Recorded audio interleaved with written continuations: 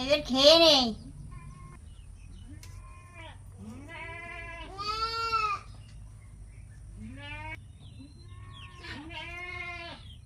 লাগছে কাটালাইটি বাটা গরম গরম ভাতে খুব ভালো লাগছে।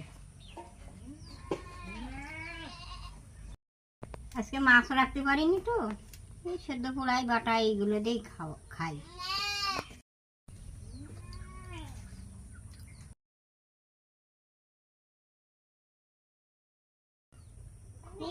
খুব গরম লাগছে, বৃষ্টি আসবে নাকি, খুব গরম লাগছে।